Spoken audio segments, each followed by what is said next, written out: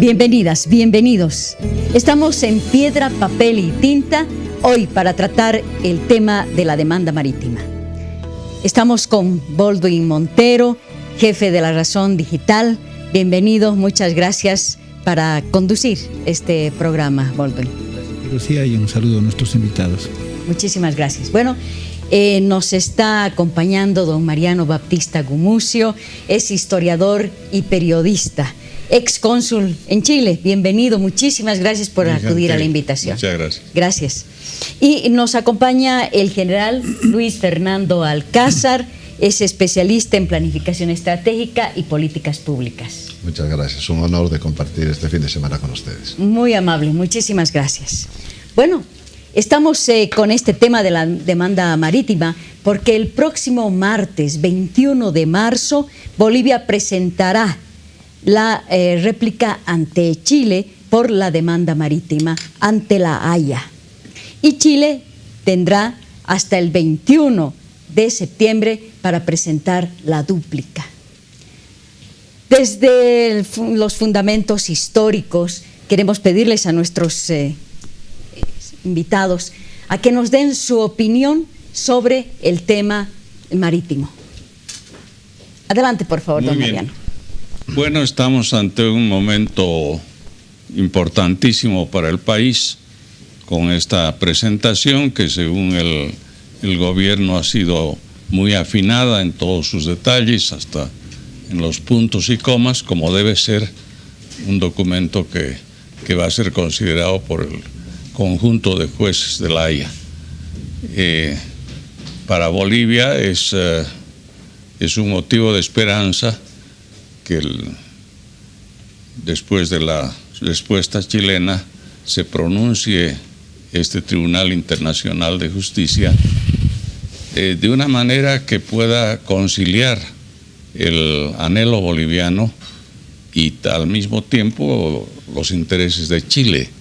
No debemos olvidar que la Haya no tiene carácter imperativo, no puede obligar a nadie. No es que nos van a devolver el mar, ¿no es cierto? No, absolutamente.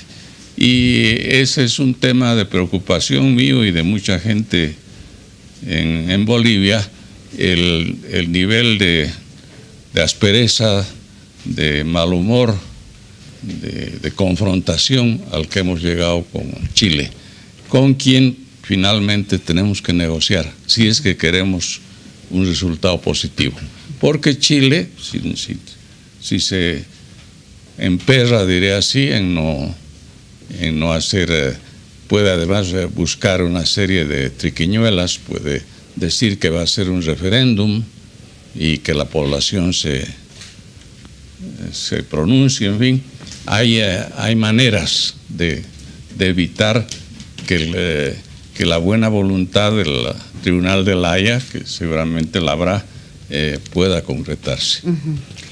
General. Bien, inicialmente un saludo y un agradecimiento por permitirme participar en tan importante programa y un saludo a todos los padres de Bolivia. Bueno, estamos viviendo definitivamente un momento muy importante, un momento histórico muy importante, pero considero que es momento también para reflexionar sobre el tema y reflexionar sobre el proceso histórico que ha tenido este problema para nosotros. Es decir, si hacemos un poco de historiografía, desde la época de los collas hasta el día de ayer hemos vivido cerca de 4.500, 4.600 eventos relacionados con la problemática del mar.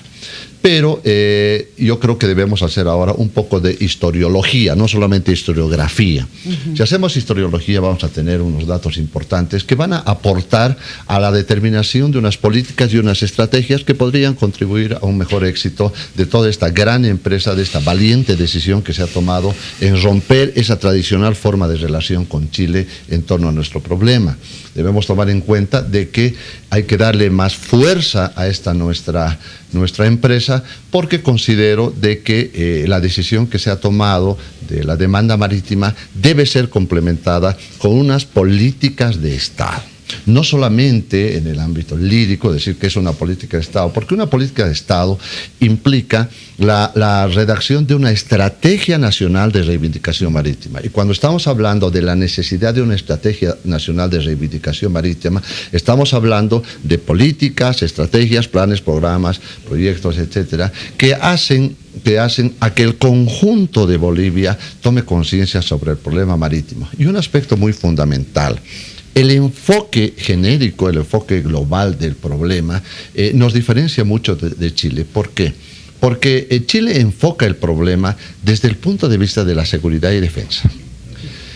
Cuando estamos hablando de la seguridad y defensa, no estamos hablando, por supuesto, solo de guerra, sino estamos hablando de esa multidireccionalidad, ese carácter multifacético de la defensa. Es decir, hace que todos los factores de poder de Chile converjan al criterio de sus relaciones internacionales, es decir, el factor político, económico, psicosocial, militar, etcétera.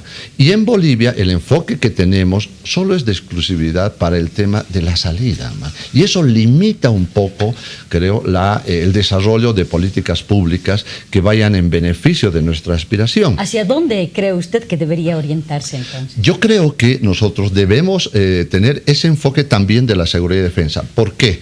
Porque al enfocar el problema desde la seguridad y defensa, vamos a hacer que todos los componentes del Estado boliviano, ¿no?, especialmente el componente social, ¿no?, el componente social, adquiera una clara conciencia del problema y aporte en su diario vivir a la solución.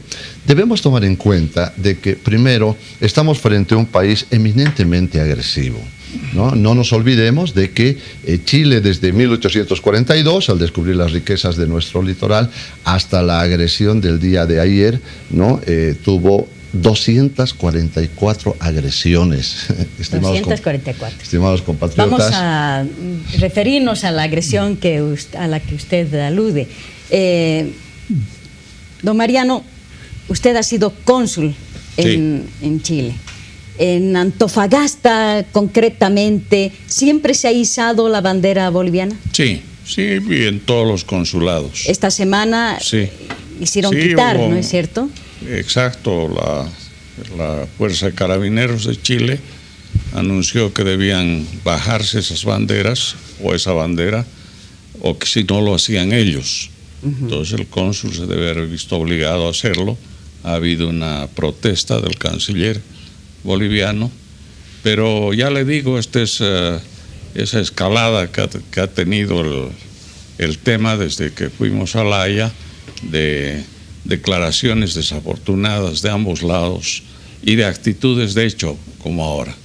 A mí me tocó una situación interesante, un poco de apertura en Chile, porque me recibieron bien. Yo fui en el periodo democrático del general Banzer, y como estaba siempre vinculado a la prensa, los gremios me acogieron. La Sociedad de Historia de Chile me hizo un acto solemne donde hablé de René Moreno, cuya memoria ya se ha perdido en Chile. Él vivió 50 años en ese país como director de biblioteca y catedrático. Pero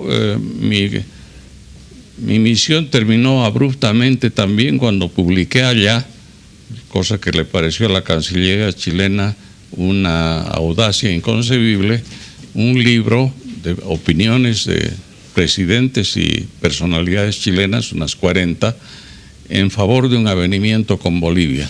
Se llama La Agenda Inconclusa. Y hubo una queja a Bolivia y finalmente Insulsa logró su propósito de que saliera yo. Don Mariano, ciertamente a nivel político, etcétera, se ha elevado el tono de las declaraciones, hay una percepción de esa naturaleza. Nosotros como periodistas lo estamos cubriendo permanentemente, pero ¿cuál es la percepción de la sociedad chilena desde su punto de vista? Se manejó mucho la versión de que, desde el gobierno por lo menos, que la sociedad chilena no ha reaccionado mal frente a la demanda boliviana porque la considera justa. ¿Cree usted que esa es la percepción en este momento de la sociedad en Chile? Bueno, hay opiniones distintas. Hay gente también que sostiene que apenas un 20% de la opinión pública chilena apoyaría una negociación con Bolivia.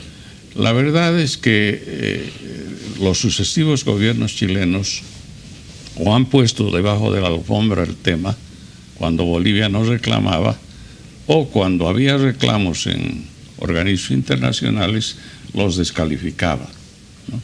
Entonces hay una opinión casi sagrada en Chile, que es la del Mercurio, que fija la pauta de lo que debe decir la prensa. Y obviamente esta política comunicacional ha permeado la sociedad chilena.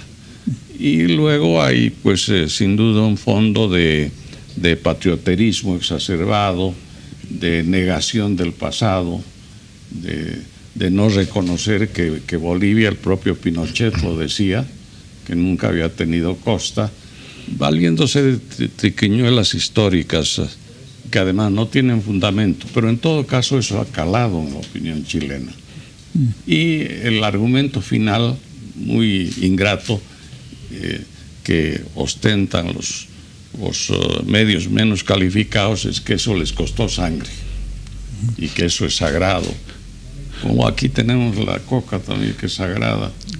Hace un momento, esas cosas indisponen a los pueblos. Hace un momento mencionaba incluso la posibilidad de que se pudiera barajar la idea de un referéndum en Chile para ver la forma de... No sería raro, no sé. Bueno, ellos deben estar viendo muchas opciones. ¿Cuál es el peso real que puede tener la opinión de ambas sociedades en la solución de este referéndum? Por lo menos en los términos en que se está avanzando ahora, ¿no? En La Haya. Mire, lo más importante es que, y lo reitero, si es que La Haya, porque tampoco La Haya puede darse el lujo de darle un revés a Chile. No lo puede hacer. No está tratando con un Estado delincuente. Ninguno, pues, todos tienen su parte de razón y además sus orgullos personales, nacionales. De manera que hay que bajar el tono, hay que bajar en Bolivia y lograr que haya un cambio, una conversión favorable hacia un avenimiento, mostrando las ventajas que tendría Chile, porque Chile tendría enormes ventajas.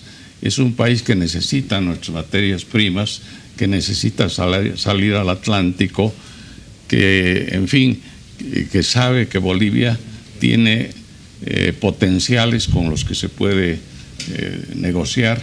Entonces tampoco es una causa perdida para nosotros. General Alcázar. Yo creo que es importante tomar en cuenta la opinión de la población chilena. Las encuestas anteriormente estaban cerca del 40% apoyando una solución, sin embargo ahora ha bajado este porcentaje, ha bajado mucho este porcentaje, pero es lógico. Si nosotros tuviéramos una estrategia planificada para explotar el apoyo de esos sectores sociales de Chile, creo que pudiéramos tener mayor éxito. Comparto este criterio con don Mariano. ¿Por qué cree usted que han bajado esto?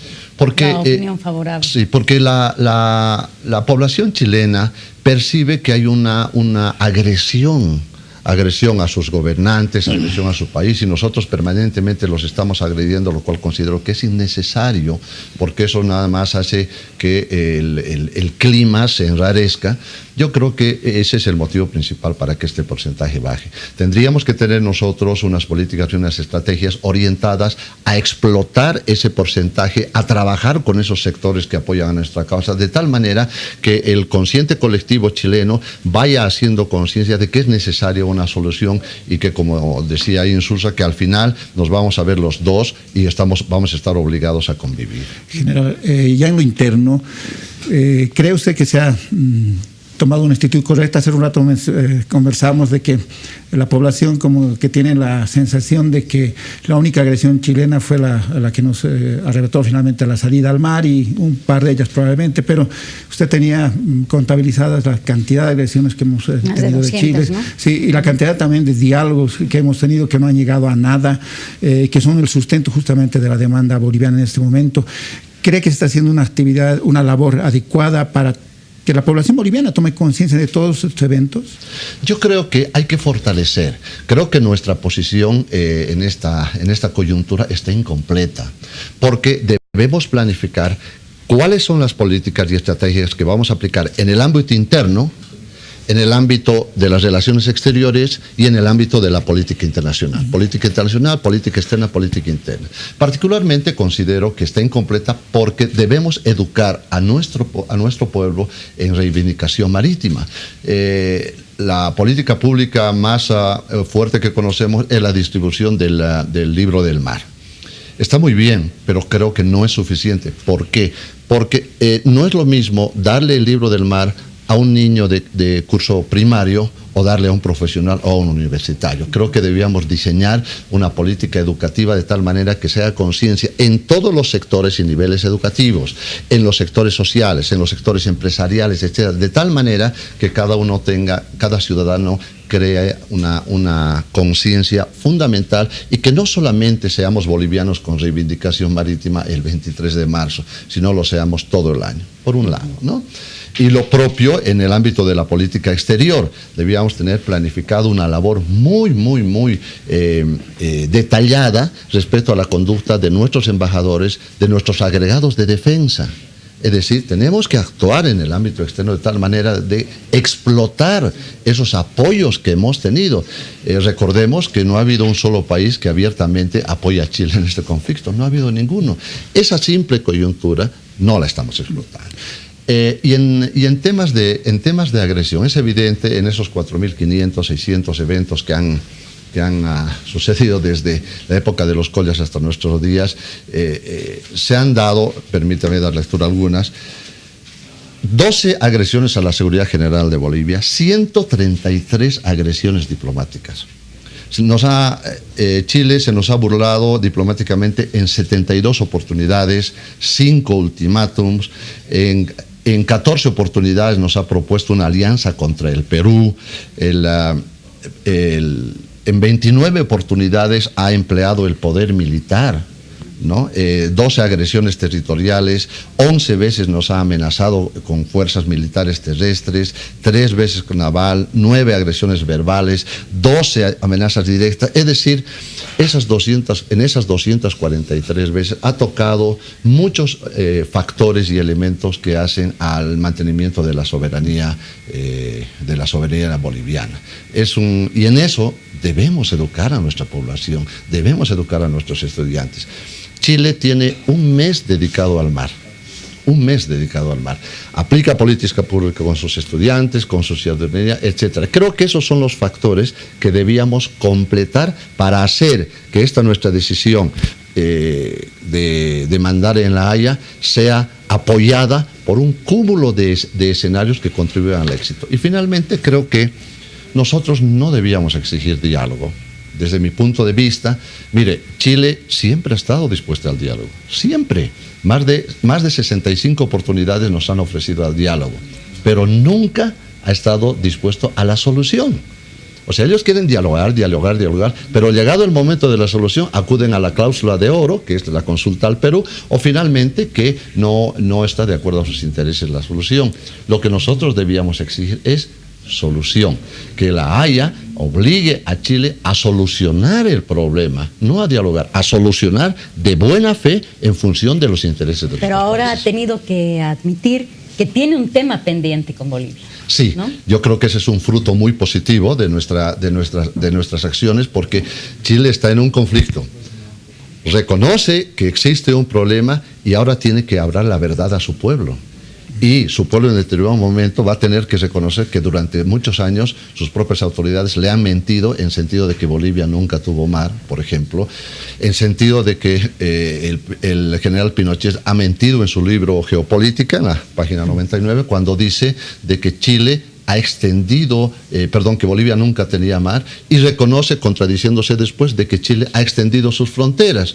Entonces, ese tipo de contradicciones del presidente Piñera, etcétera, no las estamos explotando y creo que debíamos hacerlo. Perdón, don Mariano, ¿usted coincide en que no se trata de pedir solo diálogo a Chile? Porque tengo entendido que la demanda ante la Haya pide diálogo, pero con solución, ¿no? Encaminado a una solución. Sí. Bueno, no conocemos esta contrarrespuesta boliviana, pero me imagino que el fondo, la esencia de la demanda boliviana es sentarnos a una mesa a discutir los intereses que puede plantear Chile si es que se aviene a una salida soberana al Pacífico de Bolivia. Bolivia se ha basado en una serie de documentos en los que Chile, creo que son 9 los más importantes, conviene en hacer esta negociación. El más importante es el de la negociación del 50 de Hostia Gutiérrez. Y valga la oportunidad de decirlo, cuán ingratos somos los bolivianos, porque nos hemos basado en esas conquistas diplomáticas que hizo el país en el pasado, y no hay una calle que lleve el nombre del canciller Hostia Gutiérrez, no hay una placita, ni en Sucre, ni en Santa Cruz, que hizo tanto además por la apertura del oriente hacia el Atlántico. En fin, es un nombre ignorado hoy día, que murió en la pobreza en Chile. Así que otra de las consecuencias, si es que llegamos a ese avenimiento, es darles un reconocimiento a los bolivianos que en circunstancias dificilísimas, porque el hombre estaba con una secretaria en la embajada, consiguió de González Videla el intercambio de notas en las que el gobierno chileno se comprometía a darle una solución con soberanía a Bolivia. General, ¿cuántas veces Chile se comprometió a dar a Bolivia una solución con soberanía? En muchas oportunidades. Debemos tomar en cuenta algo que yo menciono, la estrategia de intereses de Chile. Chile siempre ha cedido y ha un poco flexibilizado su posición cuando sus intereses estaban en peligro. Eso ha ocurrido en 1895 con los pactos, con los tratados de 1895, ha ocurrido en 1900, ha ocurrido en 1904, en 1926 con la propuesta Kellogg de Estados Unidos, ha ocurrido en 1941 con el intercambio de notas, en 1946 al 50 con donde el presidente Gabriel González Videla nos ofrecía la salida soberana, pero a cambio de aguas del lago Titicaca, que eso es muy importante tomar en cuenta, y obviamente la valiosísima labor de nuestros diplomáticos lograban que Chile reconozca la existencia de un problema, ¿no? Yo creo que los compromisos de salida con soberanía ya de Chile es lo que moralmente a ellos los obliga a dar una solución a este problema.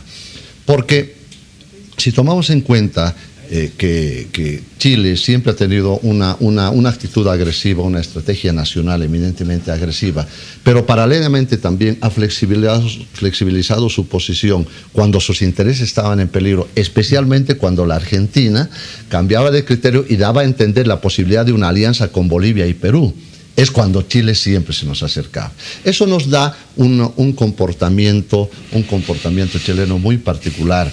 Y me he tomado la libertad de más o menos analizar y tratar de graficar, hacer un criterio estratigráfico de la conducta de Chile. ¿Quiere mostrarlo, por favor? Así vamos a mantener así. Ah, ya, perfecto. Si observamos este cuadro, que esta matriz, que en la parte superior tiene la conducta de Chile, desde la más benevolente, que es el compromiso, hasta la agresión, vemos, y aquí en el eje vertical están los diferentes años, la conducta de Chile ha sido totalmente oscilante. Y no es cierto que Chile ha mantenido una política de Estado. Porque si hubiera mantenido Chile una política de Estado, esta línea tendría que ser vertical, el comportamiento tendría que ser uniforme a través del tiempo, ¿verdad? Pero vemos acá que no, que Chile también ha oscilado en función de esa estrategia de intereses. No nos olvidemos de que Chile perdió más de 1 millón de kilómetros cuadrados con la Argentina. En ese momento, la estrategia de sus intereses valoraba más la riqueza aguanífero-mineralógica salitrera de nuestro territorio que la territorialidad que significaba la Patagonia. Entonces, creo que es una oportunidad en la que nosotros debemos sopesar esa conducta histórica de Chile y en función de eso poder colegir cuál va a ser su conducta.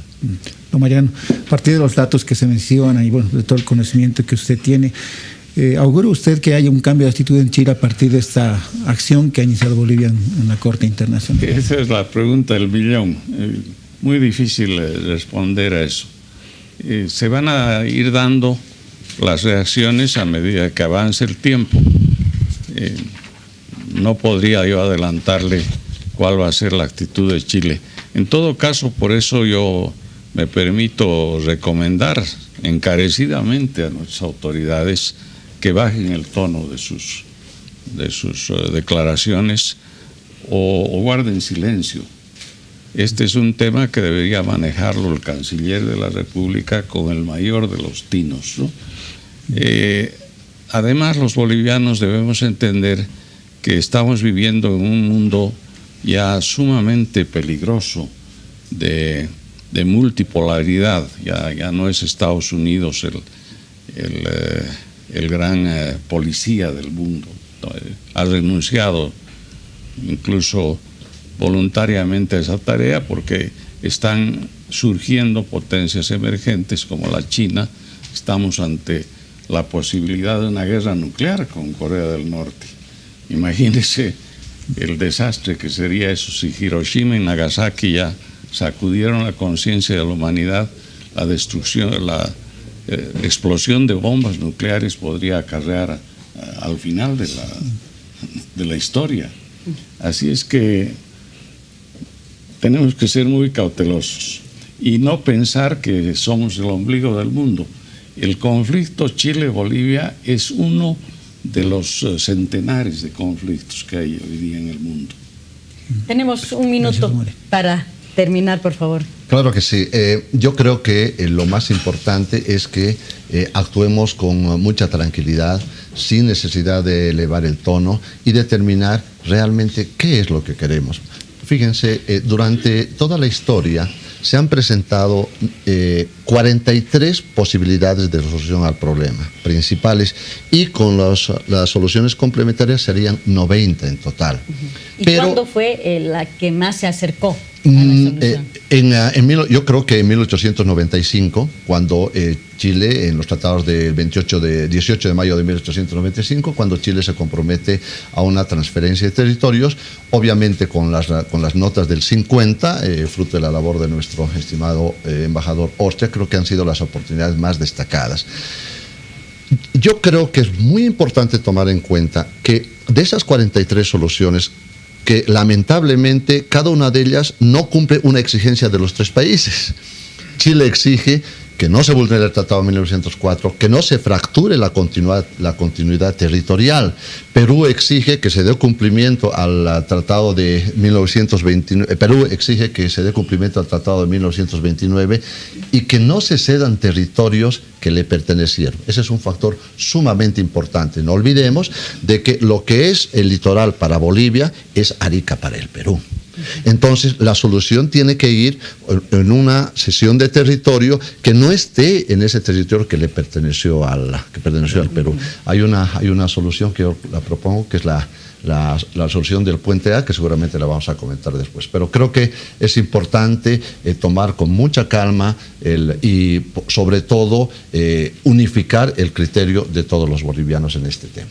Muchísimas gracias. Les agradecemos mucho el haber venido y estar en el programa con todos esos conocimientos que ustedes nos han transmitido. Es un honor.